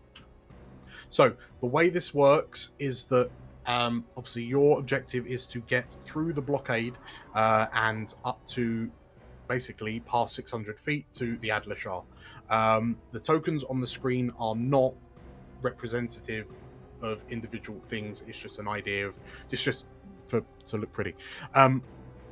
Whilst this is almost like it's a bit like a chase that we normally do. You can choose to fly full speed, normally, or evasively. If you fly evasively, you go half speed. If you go full speed, you go double. And your hippogriffs can move 60 feet normally. So you move 30, 60, or 120. Once we've figured out the heights that everyone's at, those people will be grouped, and then each group will have some sort of obstacle or challenge to overcome. And success or failure is determined by the group, not an individual. So if 3 of you are all at the same height, and 2 of you fail, then you all fail, for example. Cool. If you move evasively, you get advantage on any kind of checks for the obstacles or challenges. If you move flat out, then you have disadvantage on the checks. If you use an expendable resource to overcome it, then it's either going to be like advantage, or I'll just give you an auto pass. And last but not least, these challenges will be narratively driven. So I will describe what's happening, and then you will tell me how you're overcoming it. Does that sound good? Yeah. Yes. Yeah. Right. In which case, Warhounds, astride your flying mounts. We'll go top to bottom. Balthazar, how fast are you moving? Normal. You're moving normal. What is 60? Move 60. Okay. And L, how fast is Slate moving? With the confidence of passing without trace, fast. Okay. So Slate goes soaring ahead. Katya, how fast is Katya moving? I imagine she's sort of like, again, screaming that it's nothing like flying, so she kicks heels into the hippogriff and makes it go fast by mistake, screaming the whole way. Okie dokie. Hiram and Emily? Normal. Normal for Hiram. Yeah. I think Emily would go fast. She strikes me as that kind of person. She's got a griffin with like racing stripes on it. Exactly. And Zumbo? Going fast, but mostly because he's not worked out how to turn effectively. Okay. So the younglings all shoot off ahead of the rest of you. As this happens, as you all begin climbing up, Hiram, Balthazar, you watch the others kind of begin to pull ahead of you as the dragons kind of swoop down towards you. You see a number of blue flashes begin firing from the Githyanki ships up above. And they, like Balthazar, as you peer up, you recognize them to be like force ballistas. So ballistas firing bolts of arcane magic at you. The top group at 420 feet in the air. So Zumbo, Emily, Katya, and Slate. As these shots begin raining down towards you, starting with Zumbo, how are you avoiding it? So Betty, watery tentacles are going to erupt out of Betty, and she's just going to start slapping them out of the air, deflecting them from our path. Okay, so you're using one of your tentacle of the deep uses. Okay, yeah. Cool. Emily? As the flashes go off, can you see a nearby dragon preparing for an attack? You can see that there's about 7 dragons kind of zoning in on you. And one of them has a glow in its gullet. She's going to shoot an arrow, her last whopping bolt into its mouth as it's preparing the fire. Okay, make a roll to hit. Okay, unfortunately, Emily as Emily kind of leans back and fires up, the bolt kind of flies up, but the wadge on the end of the arrow makes it aerodynamic enough that it doesn't get the height and it just plummets to ground as the dragon swoops in towards you. Katya? I imagine what Katya will do as the sort of the bolts are coming in. She's just going to be like, "Oh, come on, work." She's going to hold out a hand and with some psychic oomph, I will use the cutting words on the bolt, and basically you see one of the bolts start quivering, and then she just lifts her hand up on the bolt. Okay. So if you're using one of your features, you automatically pass. Slate, what are you doing about these incoming shots? So they're already happening. Are they magic? Yes. Then I guess They I'll are. go for dispel magic then, please. Okay. So if you use up that spell slot, you will automatically pass. So behind some of the bolts, so Balthazar and Hiram, you see Zumbo, Katya, and Slate do their best to kind of deflect the vast majority of the bolts coming in, but some of them sneak past and towards you. Balthazar and Hiram, what do you do? What have we got going towards us, though? So these force ballista shots raining down on you. I'm going to use Aegis. Okay, to protect Hiram. Yep. Yep. So if you're using that, you automatically pass. Hiram, you'll get advantage as this shield of protection radiates out from Balthazar. But what do you do to? What are you doing in response to these shots? Can I do an athletics check to dodge them? Just literally like Yeah. whoop. Yeah, absolutely. So you can so if you want to use athletics to kind of pull yourself in tight to Buttershark as you start pulling some real tight turns to avoid the bolts, to kind of withstand the G's, and you get advantage because of the Aegis. Okay, you said advantage. 25. Oh, nice. Okay, so you absolutely ace it, and kind of around between you and Balthazar, you manage to like hairpin turn and kind of wrench the griffin from one side to the other to avoid these shots as they rain down. And worryingly, they kind of detonate across the roofs of the city below. But you have all managed, so Zumbo, Katya, and Slate, you managed to kind of protect Emily and shield her, kind of dispel the shots coming in as she fires off the crossbow bolt, and you've all succeeded. So I'll leave it all to you lot this time if you decide how far you want to move. So just depending on your speed, so move up one bracket if you're going normal, or if you're going full speed, then it's disadvantage, but 2 brackets. Double speed. You're going double again. Yeah. Okay. So you go 120. Woo! And how far are Hiram and Emily going? I mean, here I'm already moved. Oh, we did. Okay, never mind. How far's okay? So, Hiram, you watch as Balthazar clearly wants to get in on the action, and he kind of zooms off to provide the Aegis to everyone else. And you will watch in horror as Slate flies, like twists between this wall of dragons as the dragons come barreling down into close proximity. So, if you bear in mind, if you moved doubly fast, so that's Slate and Balthazar, you have disadvantage on the upcoming rolls. But these dragons begin flying in and they just kind of swarm you. There's red scales and Githyanki riders coming from all directions as claw and tooth kind of lash out to try and dismount you.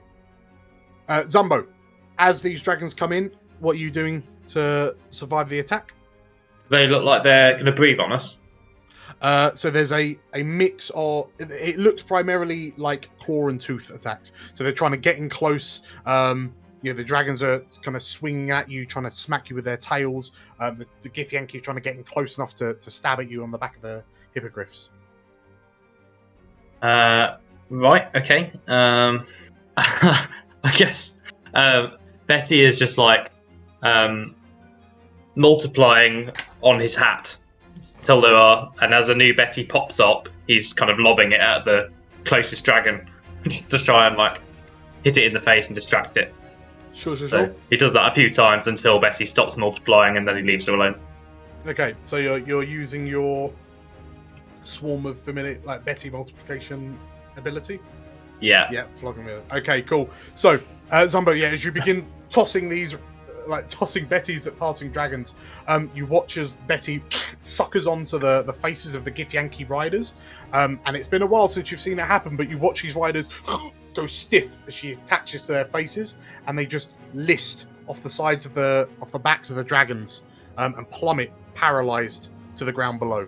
And the dragons and the passengers, the crossbow passengers, look surprised as some of these dragons kind of peel off without any kind of command. Balthazar, what are you doing? I will use my perception if possible. Yeah. To shout out directions to everyone. Say, coming out below. One on the left, Zumbo, get him. On the right, watch out, Katya. Okay, roll me a perception with disadvantage as you. Here he is. At the speed and there's the sound of the wind rushing past your helmet makes it hard to shout out. But yeah, give me a. Oh yeah. Oh. Okay, so despite that, 24. the high winds and high speeds, you absolutely boss it, and you're able to shout out commands and kind of duck and dive and kind of predict where the dragons are going to be in the next few moments. Katya. So Katya hears Balthazar's commands and sees one of the dragons come at her. She puts her hand on the back of the griffin's head, holding on, and then projects Aaron Fox's voice into its mind, and basically says, "You've got this, girl. You know what to do." And then she basically yanks on the reins and hopes for the best. Okay, is that one of your abilities? Well, it technically is telepathic, or it could be actor. So, choice is yours, DM, if it's an ability or not. Give me a performance. Gladly. 21. Okay, as you whisper into the hippogriff's ear, intoning kind of Aaron's voice, you see the feathers on the back of this hippogriff's head kind of perk up in recognition. And then as you finish, your stomach lurches as this griffin pulls its wings and legs in tight, and it just drops suddenly and then shoots up and blows through this line of dragons, carrying you through as it corkscrews to take you past. Emily. I assume what she does is she makes the hippogriff fly straight ahead very quickly, and she's going to use jump on a dragon to drop onto the back of the hippogriff at the end. You're gonna vault a dragon. Yes. Because clearly I have not learned from my really, really shitty roll from before. Acrobatics? Okay. I'm gonna call please it. say like she throat punches a Githyanki on the way past. I'm gonna say acrobatics. Holy moly! Right, voluntary dismounting at high speeds at 480 feet. Right. She's got a grappling hook. It's fine. Oh shit! You has a grappling hook. In that case, I take it back. What happens is she uses a grappling hook to get onto the back of the dragon. Okay. But then acrobatics her way through it. Sure. Okay, roll me acrobatics with advantage. Is she carjacking a dragon? Okay. Emily grabs this grappling hook, and as the dragon comes in, she swings it, and it latches through one of the quill, like the fin, on the back of the dragon's neck. And the dragon roars as she pulls it, and effectively kind of slingshots around the dragon. Unfortunately, it doesn't quite come loose, but Hiram, you see Emily attached to a dragon, like with the hippogriff struggling between her legs. What do you do? Obviously, we'll catch her. So there are other dragons kind of breaking off and heading towards you. Great, I'm heading for Emily because someone needs to catch her. Okay. How are you gonna get past the dragons to catch her, or to help her, I should say? How close are we talking? with the dragons. This Uh, is 60. So the dragons are approximately 30 feet away, Okay. but 30 feet in closing. This is gonna be so incredibly stupid, but I don't give a shit anymore. Hiram is going to slightly shield the eyes of Battleshag, then Yeah. hold up his weapon and cast daylight on the tip of it to blind the dragons. Okay, so in which case, as these two dragons come in, Battleshag lowers its head and closes its eyes, and as you hold up your original sword, it glows with this piercing white light, and the two dragons screech as they're blinded, and they instinctively peel away, allowing you to kind of pass and kind of eventually catch up with Emily. Okay, so that's a pass. Last but not least, Slate. As you break past the barrier of like the wall of dragons, you can see some of the ships kind of hard banking to intercept you, and you can see kind of the Githyanki raiders kind of literally hanging onto the sides. Some of them kind of shooting crossbows, and one of the Githyanki you notice is wearing robes, and they begin waving their hands as lightning crackles between their hands, and then they fire a lightning bolt in your direction. What do you do? How close are they to me? Probably about 30 to 50 feet and in closing. Okie dokie. Yep, I'd like to cast confusion on it. Okay. So, as you go to, you see this wizard, this Gish, beginning to cast a spell, and you can see behind the spellcaster is the pilot in this kind of helm's seat. And as you reach out into the mind and cast confusion, you see the pilot look confused for a moment, and the ship suddenly jerks to the side as the pilot changes course, and the skiff crashes into one alongside it, rocking all the Githyanki. The spellcaster stumbles, and where they had their hands busy casting the spell, staggers and tips over the edge of the ship, and plummets past you as they head down to the ground 540 feet below. Oh god, I hope that Magnus is able to catch them. Okay, so that's a pass as well. So Magnus will put out a mage hand cantrip. Go, oh no! So couldn't catch them. As at this point, as you look up, and so those of you kind of at 480 feet, you've managed to avoid the first kind of initial assaults of the dragons, but you find yourselves kind of getting bogged down as the dragons kind of fly rings around the hippogriffs and kind of ward you off with gouts of flame from their breath. You hear a piercing screech, and you watch. The four of you in the middle watch as a number of the dragons these smaller shapes collide into the side of them, as you watch as Raedra, Aaron, and the other Hippogriff Knights manage to catch up with you and start flanking the dragons and knocking the riders off the backs. Some of them, you see one dragon get skewered by 3 lancers in tandem, while Aaron throws a javelin at a third, which catches it in the eye. Nice. Raedra swoops under, takes off, slices through the wing membrane of another dragon, sending the dragons in front of you scattering. And brutal. They look to you and shout, "We'll hold them off! Keep going!" They cry out. Thanks, Aaron. As this happens, there are more ships beginning to converge in the area, reacting to your presence, and worryingly, another group of dragons begins to emerge from the Adlershar overhead. As the Hippogriff Knights buy you some time, we'll start at the back. Hiram, you've managed to blind these 2 dragons, and you can see Emily is attached to one of the dragons, but how far do you want to move? How far can I move if I want to pick her up? Well, I mean, as long as you both end in the same place. Because, I mean, she can stay or... I mean, she moves up normally. You can dash. I think I assume everyone's going to move, so I kind of need to double. Yeah. Yeah. Okay. So as you double up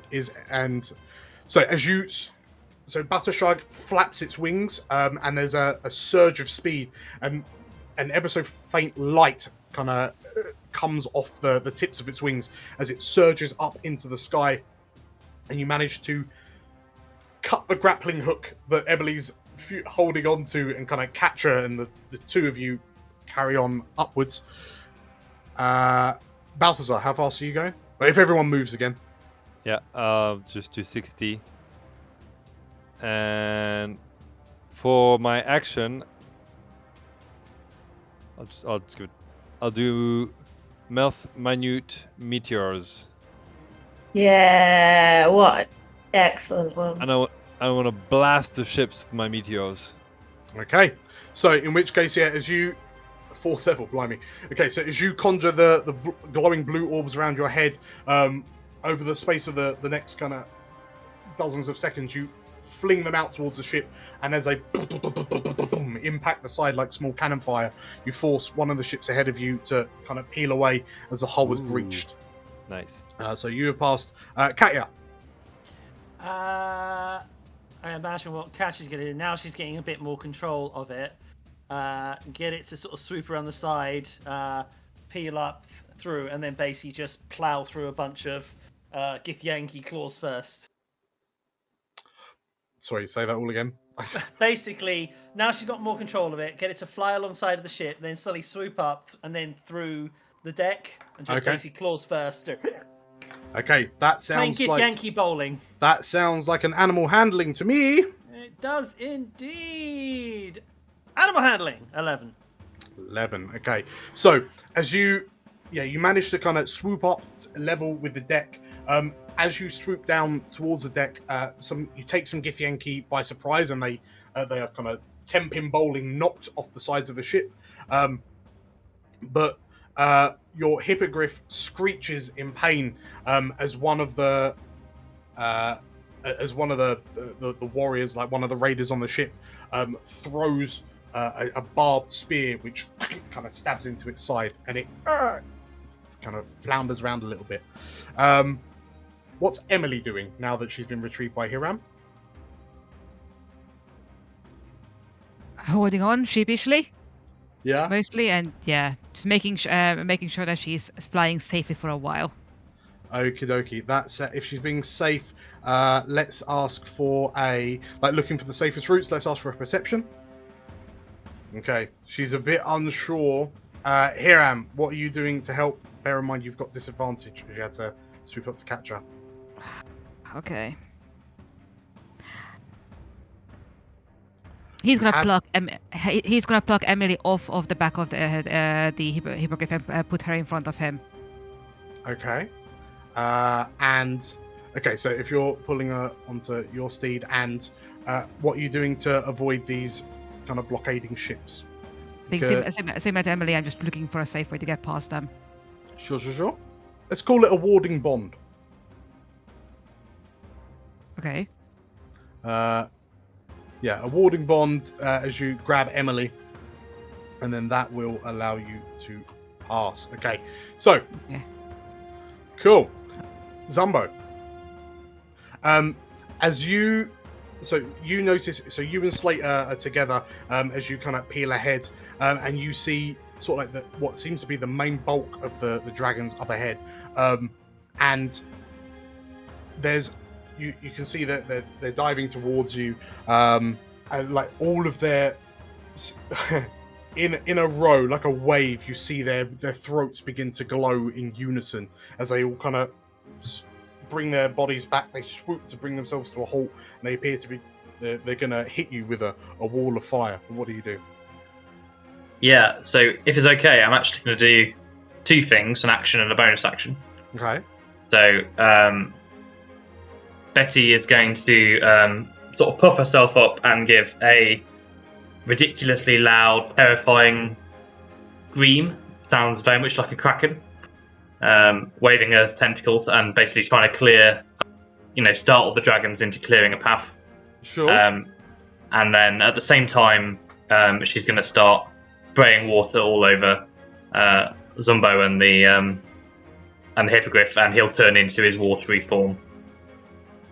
Okay. So effectively a minor illusion and an aqueous form. Okay, so the minor illusion, I'll let you roll an intimidation with advantage. Nice. Okay.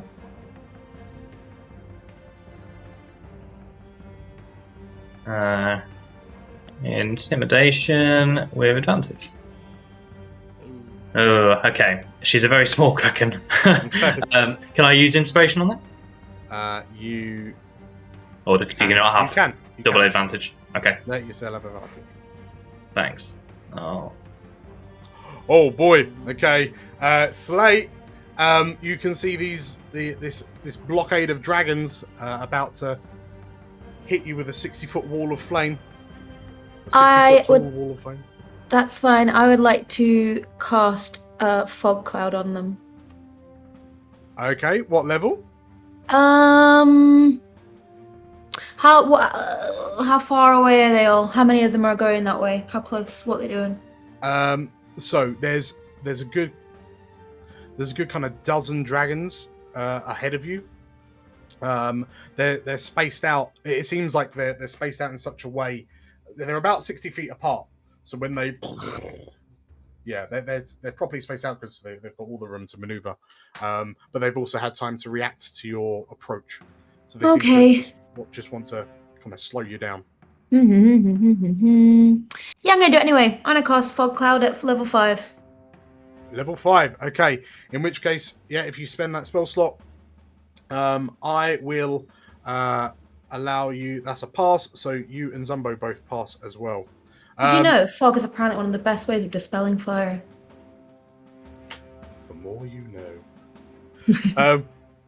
Okay, so as this happens, as you cast the fog cloud and the thick fog spews out in front of you, the dragons release their concerted fire breath, and it hits your magical fog and just stops as the magical kind of water vapor fights against the magical flame.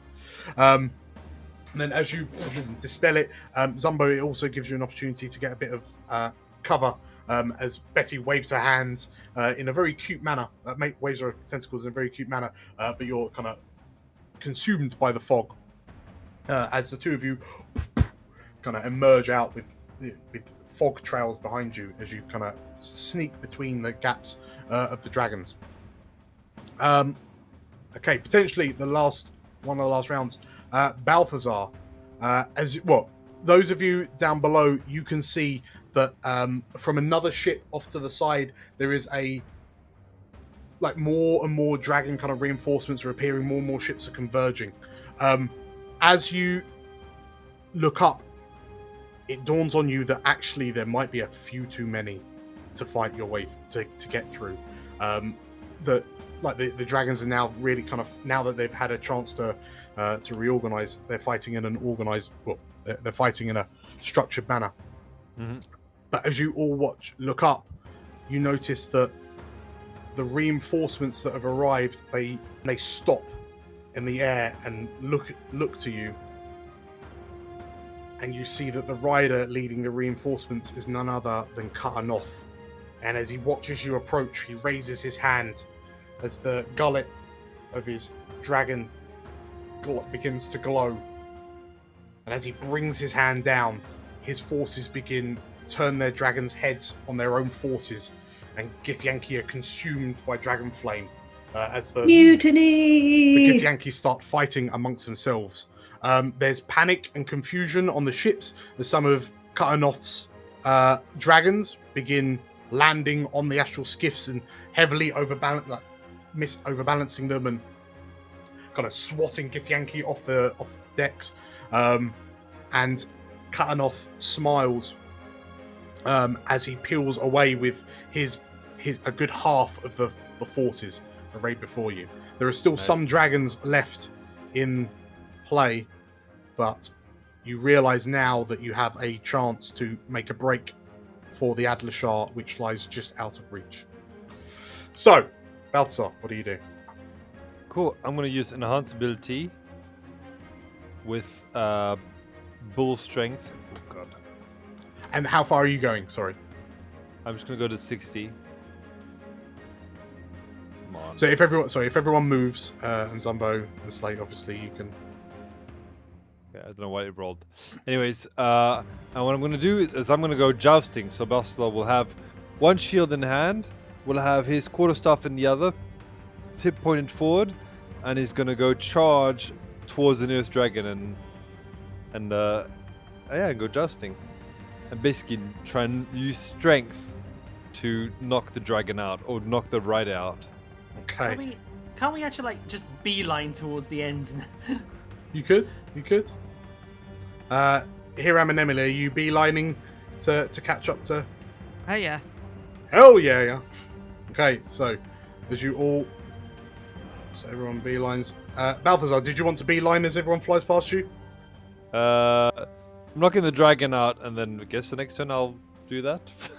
But yes, Sure. that is the idea. Okay, so with a 20, Balthazar, so you fly in, you can see that these dragons are, there's a dragon that's confused. The two Githyanki on its back are roasted by Karnoth's attack. And as this dragon looks around a bit, looks over its shoulder, confused, it turns around to you as you swoop past with your staff, and as you, dong, you hit it in the side of the head, and the dragon's head clicks round, and it, in a confused state, it kind of flutters towards the ground, losing some considerable height. It is. Slate, what are you doing as you're in the shadow of the Adlershar? You can see the two, the twin holes overhead. Between the holes hangs this large kind of metal. It looks like the big metal tube carried by that peculiar blue dragon dwarf. Subtle Brannigan, you think his name is. It looks like a massive cannon. But you notice that the surface of the cannon is covered in glowing runes, and they're glowing in this kind of pulsating rainbow color. And it seems there's a low, bassy thrum, which seems to be growing from this device. But yeah, what do you do as the last of the dragons and ships try to stop you getting any higher? What would happen if I heated metal to that thing? Do it. I'm doing that. Sure. Okay. So as you cast heat metal, you're casting on the cannon. It's metal. Okay. Like if there's powder in it, it would detonate, right? So as you cast the spell and you see the surface of the barrel begin to go from this kind of the steely metal grey color it normally is to orange, to red, to orange, to white, you watch as the runes begin to absorb the heat. Uh-oh. And it appears to be charging up a little bit faster, if anything. I'll say in the group chat. Think I made a mistake. It is an elemental cannon. So, Balthazar pass. Katya, what's Katya doing to get through the last of the blockade? I imagine she's sort of just getting her feet in, getting her arms around it, and using her sort of acrobatic skill to sort of really get some movement out of it, even with it wounded. Okay, and how are you doing that? Acrobatics. Acrobatics. That'll be a disadvantage because go faster stripes. Yeah. But that's still 21. I'd have been a nat 20 otherwise. Okay. Ooh. So, using your acrobatics to kind of pull to maneuver, to weave with your hippogriff through the last of the defenders, you managed to make it through. Hiram and Emily, what are you doing in this last line of defense? Not die in a horrible fiery death. Always preferable. Smite the dragon. Sure, why the fuck not? Okay, In which case, Emily, like on the back of, like in front of you on Buttershark, she grimaces as this dragon like swoops towards you. It opens its maw, and you see the heat waves kind of radiating from its mouth. And as it kind of goes to bring a claw back, you swing your glowing sword in an arc and you crack into the ribcage. You drop and crack into the ribcage of the dragon hard enough that it yelps out in pain and kind of flies off to the side, wounded, leaving the path clear. And with that, the 6 of you manage to get past the rest of the dragons as the Githyanki forces, in confusion, kind of turn in on themselves. As you see, cutting off, and his dragons kind of swatting aside those still loyal to Zinaleth. You peel either side of the ship until you're above it, and you can see like there's a number of kind of Githyanki warriors and raiders looking down at the chaos beneath them. And as you kind of swoop over the deck and drop down onto the deck of the ship itself, you look up, and stood on the captain's deck, staring down at you, is a fully armored Githyanki commander wearing a uniquely horned helmet. And as she looks to you and lowers her head slightly, and with a deliberate action draws her greatsword, we will call it there. Woo! Ooh. Yeah, man. Very cool. Did it in style. Congratulations, everyone.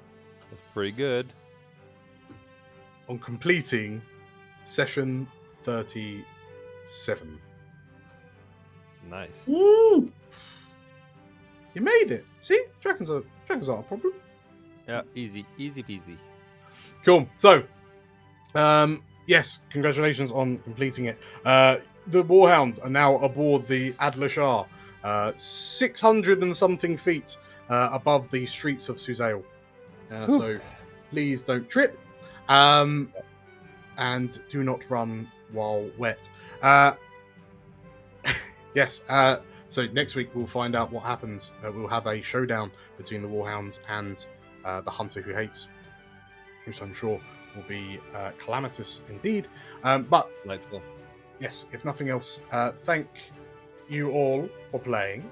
Thank you all for watching. If you liked what we're doing here, we have loads of other videos similar to this, which you can find up in the corner here. And if you really, please like the video, leave a comment on your favorite bit. If you really enjoyed what we're doing here, we have loads of other stuff, so just click on the subscribe button and the bell icon to get notifications when new stuff comes out. Otherwise, I think we've all deserved a well-deserved thank you, and I will see you all next time. Bye. There, everyone. Take care, everyone. Bye. Yeah. Bye. High above the streets of Suzail, the Warhounds finally come to battle against Zinaleth, the Hunter Who Hates. With the destruction of Suzail mere minutes away, will they be able to stop this vengeful Githyanki? Come back next time to find out. Thank you all for watching to the end of the video. We really appreciate your support. And it's always fun to try new ways of presenting threats and encounters in D&D 5e, so I'd love it if you left a comment down below on if you think the Sky Battle worked. If you like this video, make sure to hit the like button. We release episodes on a 3-on, 1-off weekly schedule, as well as shorts on our TTRPG podcast, Tavern Between Dimensions. In fact, you can find another video here, and you should hit the subscribe button here if you want more content like this. So, with all that said, thank you once again, and as always, stay safe, and may the realms endure.